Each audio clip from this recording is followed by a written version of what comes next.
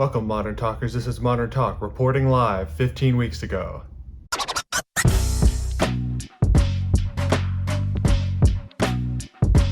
Modern Talk.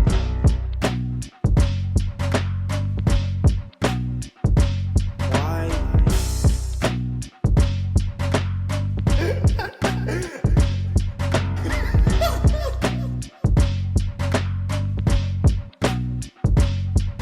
I know, everything is a little bit weird, right?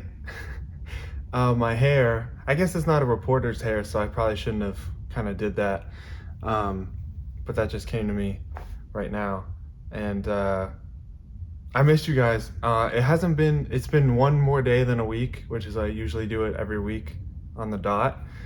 But I went to visit Pete. Why did I do that? Oh, yeah. I forgot about that. I should have wrote that down. The whole reason I went, was because I got to see Anthony LaBianca, who was on the podcast, the most recent guest on the podcast. He did a one-man show, and it was an interactive show too, and he was fantastic, of course. And so I wanted to see it and support him, but it was in Lynchburg, Virginia, which is 5 hours from where I am in Myrtle Beach. And so I was like, well, let's just make this a long weekend at Pete's. And I think I was there 5 days, so it was a really long weekend. Some people would call that a week. But it was really great. And I'm doing this out of order that I wanted to, but who cares? Like, this is what it is. I feel like I wrote down stuff for this, no? I thought I did, guys. Oh, I did. Here we go. Hello. So it was, one-man plays could be intimidating, I think, because it's so much of just one person, It's like a podcast, but you can't shut it off if you don't like it. I think they have this stigmatism of like, oh, it's so emotional and it's all about this one person, and it's all about their perspective and stuff, and that's what the podcast is. And always take one person's perspective as a grain of salt, with a grain of salt, not as a grain of salt. But this one was so good, and I assume most of them actually are good, but maybe just at first there was the cynicism because we didn't figure out what the medium was yet. So like one-man shows were like, this guy I kind of know invited me to his one-man show, but now it's probably more, and he didn't write it, but it was like a famous one-man show thing. And it's about this guy that makes a list of 1,000 things that what's the verbiage exactly? He has a suicidal mother, and so he started the list to make like 1,000 reasons to not die or to not kill yourself. And if you guys know, the true Modern Talkers know that if you listen to his episode, that his dad committed suicide. So it was extra, I'm sure, personal to him, and I would love to get him back on the podcast and talk about that whole thing. I think he could have his own podcast and it would be phenomenal. He doesn't need me, but it just seems like anytime you talk to him, it's just like a beautiful revelation and so informative and full of energy and life. But it was funny. I know it doesn't sound funny, but it was funny and touching. And so at the beginning before the play starts, he went around and gave people numbers, and under the numbers it said something. So mine was spaghetti bolognese, and I said it wrong there and during the play. I don't know how to say it. I looked it up and it doesn't click with me. I don't know why. I'm Italian, I should know, but bolognese. It's just bolognese. but I want to put that G in there. I don't know why. I don't say lasagna, but is what I was trying to say, or not what I was trying to say, but what lasagna should be with the G or whatever. But real G's move in silence like lasagna. And I cried, of course. I cried 4 times because it was beautiful. So the pieces of paper that you got with the number on it, he says the number, and then you say what's on your little piece of paper. So one of the reasons for living is spaghetti bolognese. And so I got to say that, and I stole the show. Everyone said so. No, I'm just kidding, obviously. We were in the front row because we were there first, because you know how we roll. And I don't know what that even means, but I do like to be early to stuff if I can. So we were in the front row, and so I could notice like everything about him. Like I'm close to him, so I could notice more like little details. And I didn't know for sure or not, but I just pretended that every little thing was on purpose, and that kind of made it more special and beautiful. So the first thing I noticed, I think, was he had a green turtleneck on, and there was a white piece of fuzz like right on his sternum. I don't know if right here. And my instinct was to like, reach out and grab it or something, which I never would have actually done. But if this was like, if we were just friends hanging out, I'd be like, hey, do you mind if I just grab this for you? But I pretended that it was there on purpose, and it like had a purpose, and it was part of the character. And then he had jeans on, and one was cuffed up twice, meaning like it was folded in twice, and one was only folded up once. And that, in real life, I would say, oh, that's a mistake. It fell when the one cuff fell when he was running up the stairs or something. And but this is like, well, is that part of the character? And maybe it was. And there's something else a little thing that I noticed was he had really long nails.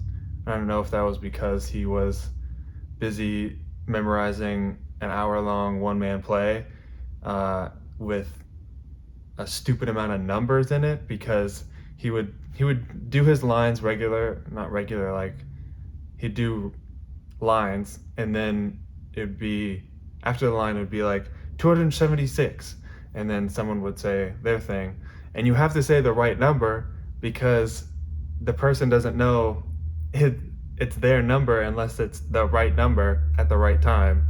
So it was an incredible feat. I don't know how long he worked on it. I know he's like extra ordinary about memorizing things, but still, that's like a Herculean effort, and really incredible. So the first thing I wanted to do was acknowledge that I have man bun in. I don't know how much you could tell from just me looking straight on. I just wanted to switch it up. The main reason is really kind of weird and stupid. I hesitate to even like bring it up because it's like so uninteresting, but I'm worried. Sometimes I wear this, I don't even know what it's called. It's not like a mousse per se, but it's like some sort of thing I put on my hands and then put in my hair to make it more curly. And I was doing that a lot since I was at Pete's, and I had stuff to do it for, like the play. So I didn't want to put it on again for this because I'm worried about hair health. I don't know if the thing that I put in is even bad for my hair, but I'm worried that it is. So I don't want to put it in too much. Usually I do it like twice a week, ish, depending. So I didn't want to do it again, but I didn't want to wear a hat either. So I did this, and I know it's dangerous because people look at my hairline and sometimes they get vertigo because it's like up and down and to the side, and it gets pretty dizzying. So I don't like to do it a lot. Um, it's it it's always been like this, and it's just funny looking. And it's what it is. As long as it's not like super receding, I'm cool with it. Uh, I'm just glad I have a hairline, I guess, and nice hair in general. Um, there's something. I'm wearing like this kind of beachy. I don't know how much you could see shirt, because it's December 8th, I believe, ish, and and it's 70 degrees. So I'm like, okay, it's summer. Fine, it's summer. And now I'm wearing this. And also, this is kind of like keeps it cooler because it's like there's no hair on my neck. And I forgot how heavy buns are because it's just always like evenly dispersed down. Also, I don't think I've done a bun since I got the big cut, because I thought the bun was too small. I think small man buns looks really stupid. Like it has to be proportional to your head and stuff. And I have a big head, so I can't have a small bun. Excuse me. Even this is too small in my opinion, but you know, just trying it out. So last week, I think the day of my podcast last week, I went to dinner with my Myrtle family, and it was awesome, and it was the, 8 of us, maybe more. Doesn't matter, but it was a lot of us at this big table, and it was just nice. Like being with your family is nice, and it's not my family, but it is. And and I had this thought. I saw this woman, and she looked like a walking corpse. Like she just looked so bad, and like just deep black circles under her eyes, and I was like, oh man, that's so sad. And then I had the thought, like, are we all eventually gonna look like that, I guess? And then I looked around, and I just had this acute awareness that we're all gonna die, which is insane. And like, we were in this brand new built restaurant, and I was like, this restaurant, even though it's brand new, is gonna be dust one day. Isn't that insane? And I just kept thinking, like, we're all just walking ticking time bombs, and we're gonna die eventually, and it's like the human curse, like we're just born to die. That's insane to me. And we all know this, but we just like sweep it under the rug. And if I was more mentally unstable, I think I would have had a panic attack.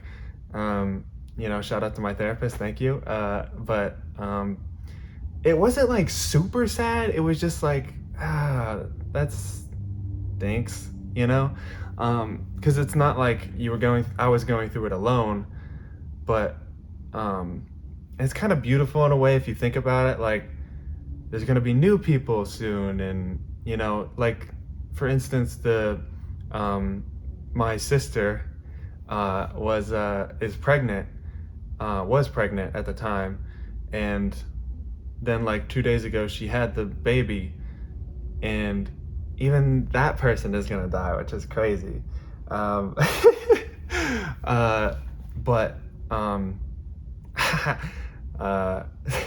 yeah, that's insane.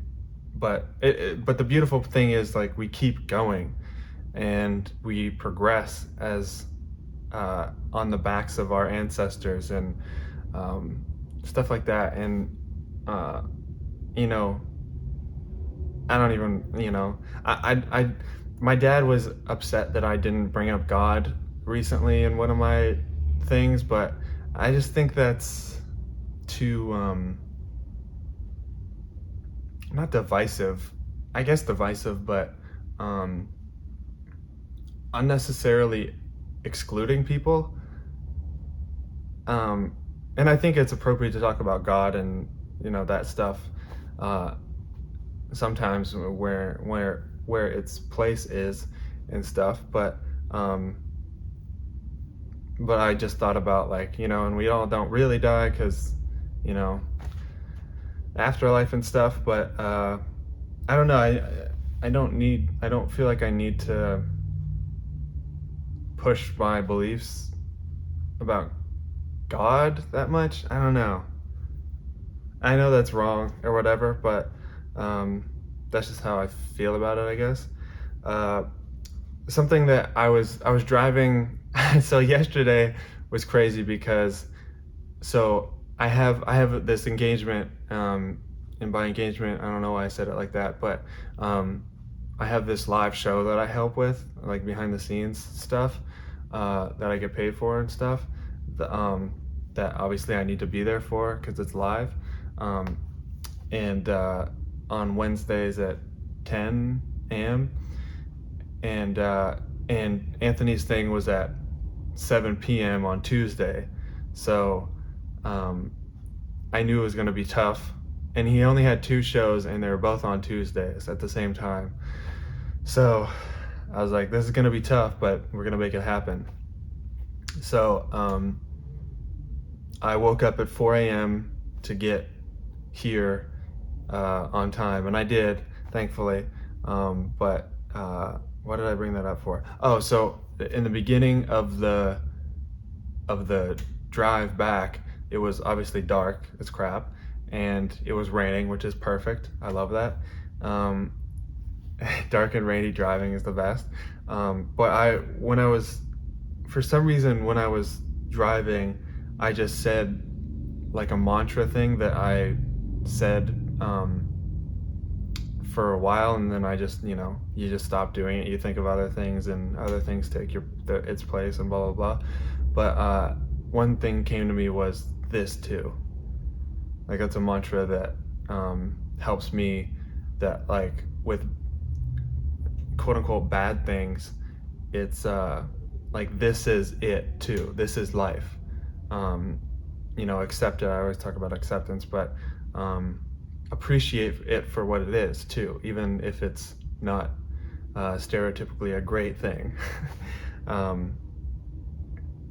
It helps with presence in the face of adversity, I think, mostly. So yeah, I love that. I love that I had that thought. I'm very proud of myself. But I don't want to toot my own horn too much, but we also, while I was at Pete's, we had this gingerbread house making contest because they had a Christmas party, and it had to be an ugly gingerbread house. So I made one that I thought was pretty ugly. Everyone got like a similar build, like the walls and stuff, and then there were colors that you could do for it. And so it was really tough to make like a gingerbread house that was like, oh, that's good, but also like, that's ugly, So then they were doing a contest for it, so whoever had the ugliest was gonna win. And so I thought the ugliest thing to do would be to make it look structurally sound but not practical. So that's what I did. And then also only one color, and it was green. Like, I think that's, besides brown, but it's already brown. The gingerbread was brown. So I thought green was the ugliest color. So it was all green, everything besides the gingerbread. And then and then on top of it, in the green icing, I wrote poo. So that was my idea of the ugliest thing. And I didn't even place. There were 3 people who got a ribbon thing, and I didn't even place, which I disagree with. The other people did have ugly ones, but I think I should have at least placed. Anyway, So I just try an ugly gingerbread house, and I know it's probably March by now if you're watching this, but it's never too late to do an ugly gingerbread house. Uh, oh my gosh!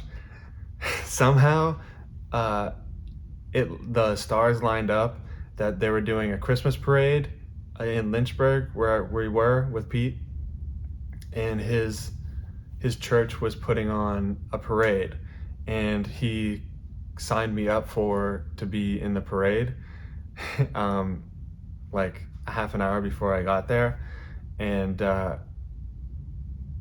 was like, yeah, whatever. And it was during the Pittsburgh Steelers game, and I was like, yeah, as long as it doesn't interfere with the Pittsburgh Steelers game too much. He's like, yeah, it might a decent amount, like it might might overlap half the game. And I was like, oh, okay, but how often are you in a parade? Almost never. So I'll just watch the highlights later or whatever.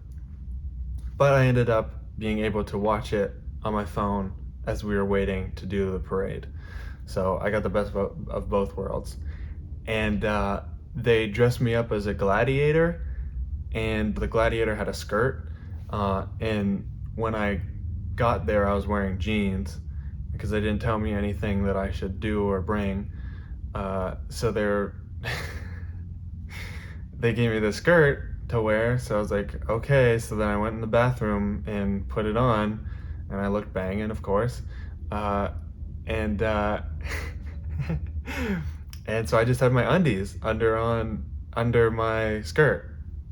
Girls do that all the time.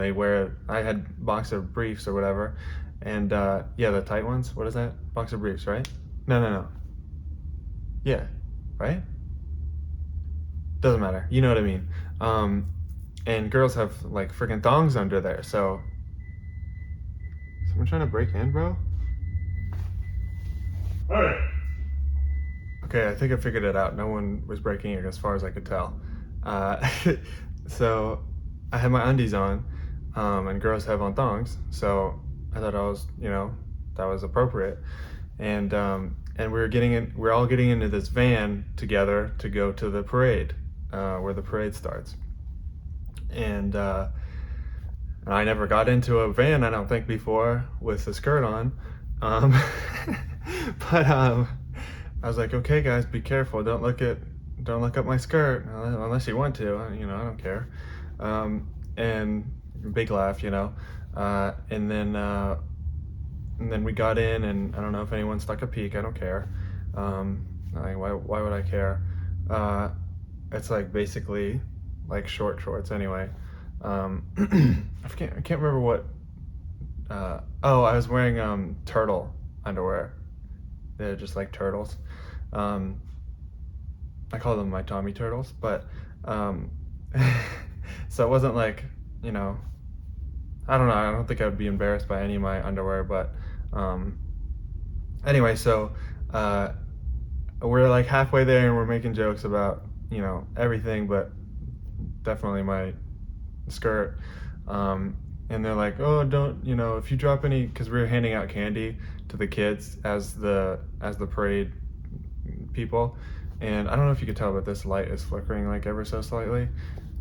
I hope it doesn't bother you guys, but I don't know how to fix it. It just seems like, but so they're like, don't, they're like, if you drop any candy, don't bend down to pick it up. And they said that joke like 45 times for some reason. But I mean, it was funny, and but anyway, so and then the lady who was like running everything and who gave me the costume and stuff was like, wait, you have shorts under there, right? And I was like, no. And then everyone started like laughing hysterically, and they're like, oh no, what have we done? And I said what I said like earlier was like, what, like girls do this all the time, and what, you thought I just had like shorts, on? You think I made jorts out of my jeans or something? Like what? What did you think happened? And she's like, oh, I didn't think about it. I should have, followed up or something. And I was like, well, yeah, it's your fault. So if anyone gets an extra special delight today, they get that's what they get. So once we actually got to the parade, it was just me like handing out candy. Like I thought I was especially generous. Like I thought people were just giving one piece of candy to the kids, but I was like, I won't get every single kid, obviously, but I'll make every kid that I give candy to happy because I'll just do a handful. And I was one of the last people to run out of candy. And I was like, what? How did that happen? Are you guys like just dumping the bag in their face? But anyway, so so I was handing out candy a bunch, and I wasn't really like looking at everyone. I was just like looking for a kid that looked like he wanted candy or she wanted candy. And I was just like, Merry Christmas, Merry Christmas. Uh, and that was really fun. And then once I ran out of candy, that's actually when it was even more fun, which wouldn't think. I was afraid of running out because I didn't want to just walk and just be like the queen or something. But like I had a genuine smile on. Like I was afraid I'd have to force a smile, but like I thought it was so ridiculous that I happened to go to Pete's this weekend during the parade, and he happened to be, part of this church that was in the parade, and that they had this costume, and they picked this costume for me where I had a skirt, and it was so ridiculous, and that I would just be some guy from Pittsburgh but also lived in Myrtle Beach but happened to be in Lynchburg, and just walking in a parade like, Merry Christmas, Merry Christmas. And so I never didn't have a smile on my face, and it was never not genuine. It was just so absurd and cool, and I was afraid people wouldn't like wave back. They'd just be like, okay. And but like there was, every section of people or whatever, there were people like either kids or parents were like, oh hi, like trying to encourage their kids to be into it and stuff. And or it's just other people that were like genuinely happy to be there and were like, hey, thanks for being here, whatever. So and then no one really said anything funny or weird to me. There 2 different times someone said, you gotta be cold, man, which I thought was weird. I guess there was their way of acknowledging that I was wearing a skirt, and it was cold outside, but since I was walking, I didn't feel cold. I just, like, my blood was flowing, I guess, and it just, I get hot really easily, so I was comfortable, actually. Even though it was, like, right before it started, the sun went down, and I was like, oh crap, like I'm wearing a skirt with just my undies underneath. I'm gonna be freezing, and I'm freezing right now.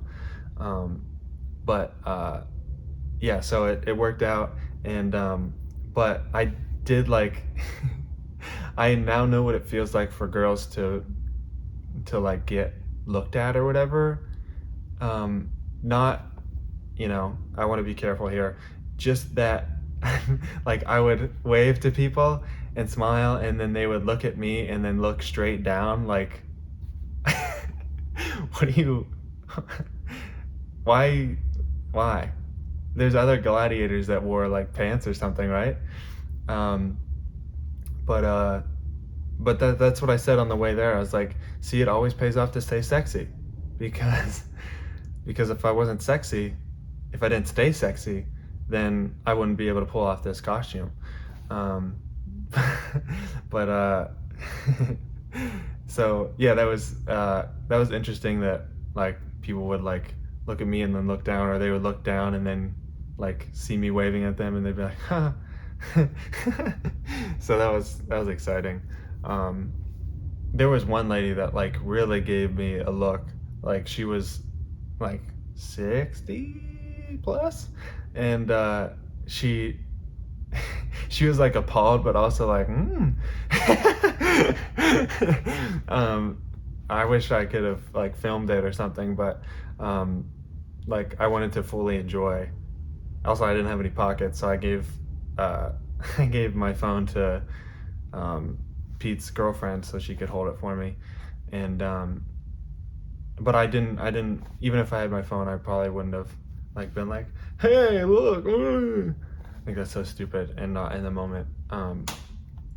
So there was like one of the best moments of my life, that parade, and it's so weird and like such a fringe weird benefit of like knowing Pete, I guess.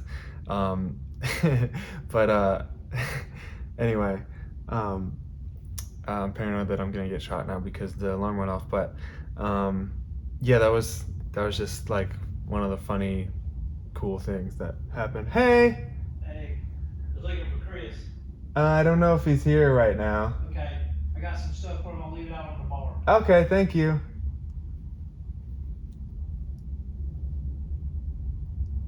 He didn't shoot me, but he did make me uncomfortable. Okay. Also, I was listening to this podcast that reminded me that everyone has an unseen burden, and that's just nice to carry around with you, knowing. No, like keep that in mind when you talk to people, and like don't give them the benefit when you don't give them the benefit of the doubt. Remind yourself that everyone's carrying an unseen, unforeseen too. Like we're all gonna go through something that's terrible, and that's crazy to think about. Maybe collectively, like a 9/11 deal, or a pandemic deal, or just like in their own life, like their mom dies tragically or something. And I don't know, just keep that stuff in mind. It's so important. And kind of piggybacking off that same thing is everyone is doing their best. And even if that's not 100% true 100% of the time, when you want to live in a world where everyone thought of it like that, like even people that are like act out angrily or aggressively, it's just a defense mechanism because they were hurt before, like it's just like, I don't want to say no one's responsible for their actions, but forgive them for their actions, in my opinion. I don't know. I could hear people being like, but that's just how I feel. Another fringe benefit of being a friend of Pete is that it's really fun to be silly with him. And I wonder if he's like this silly with other people, or it's just like our dynamic. But we, I don't even know what started it, and that's the best thing. So at Anthony's play, you could write your own thing that is worth living for, and what I said was laughing really hard at things that are hardly funny, and that thought came from this story that I'm about to tell. I think his girlfriend was just like overwhelmed and kind of grumpy and stuff because of work and whatever. So we're like trying to be extra silly for her, and so Pete was like, "Oh, it'd be cool to put a candle on. I have like 5 candles here that I never use, so this would be a good time to use it."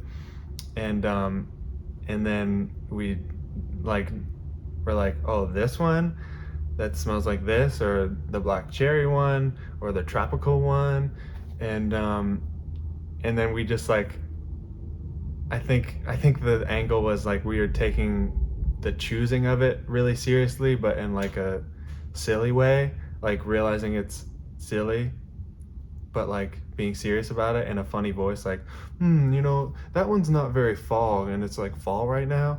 And so when we finally chose one, we got up and danced and went, candle time, candle time, candle time, and just like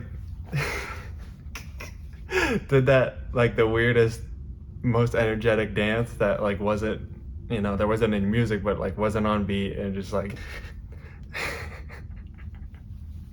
So, that's a definite fringe benefit of being a friend of Pete's. So take more dance breaks, because we did that. That was early in my stay there, and so we would call that back all the time when like we got to do something like was not super exciting but funny to be excited about. So it's like, my nose is runny, so I have to so I have to use a Kleenex time, and then just say it again, but it was just so long that it was so clunky, and that made it funny. Um, so that's what I'm telling to you. It's candle time. Take candle time breaks. Take Kleenex breaks or whatever, you know. uh, and then the last thing is another thing that I thought of a long time ago, like a week ago now, that I think it's good that I wait, that those things, I don't feel so strongly about them, because it can be so heavy that I would portray it in a like gross kind of like, hey, you're being too emotional kind of way. So I think it's good that I had this revelation like a week ago now, and so I don't feel it as hard anyway. So and I should have looked at it before, because I don't even know exactly what I mean by this, but I have so much respect for my ex, and why is it, that's what it is. Okay, so why is it not cool to be cool with your ex? I think that's so stupid, in my opinion. Maybe we talked about this before, but why is it good to hate someone that you used to love? Why is this society, is that like commonplace? I don't get that at all. Or is it the thing about, we talked about this, like how you have to hate someone to get over them? I just think that's so lame. I still have respect for all my exes. And it's just so sad that it's not like cool or acceptable to just be like, hey, how are you? You know? And even say like, I miss you, without it being like, hey, let's get back together, or like, you know, I guess it's not even like I missed you, I missed the times that we had, or I appreciate the times that we had together. I don't know, dude. It's just like, it's so, I don't know, people are so touchy. I'm like the touchiest, but like, I think people are touchy and they don't accept that they're touchy, and they don't want to open up that wound again or something. I don't know. I just think it's not cool to not be cool. Also, is it I thought about, is it weird to say my ex? Because does that give them too much power? Like, my ex, you know? Like, shouldn't it be maybe an ex? An ex? An ex used to do this, blah, blah, blah. An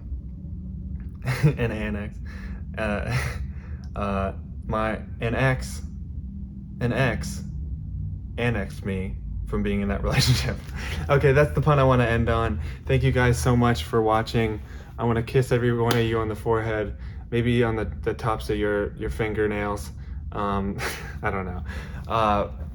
No, seriously, but I'm really happy for you guys. Really happy that you guys watch and listen, and it's actually picking up a little bit more momentum.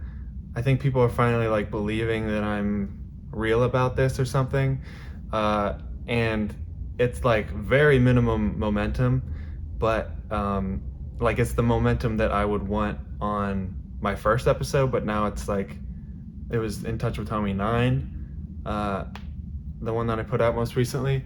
So so maybe it is gonna, you know, snowball, but we don't know. Anyway, so I love you guys. Please like and subscribe. Spotify, YouTube, leave a comment, Apple you could write a review about what you liked about it or disliked about it. But don't do that. Thank you. I'm so thankful because I keep thanking you. But keep in touch, and I hope this made you think.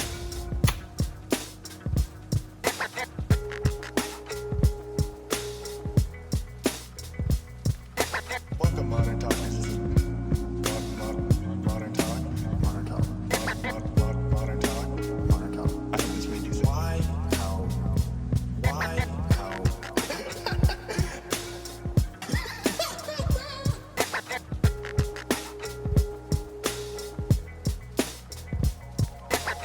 Shee!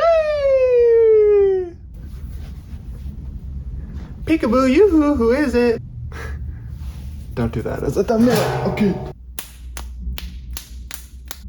Candle time.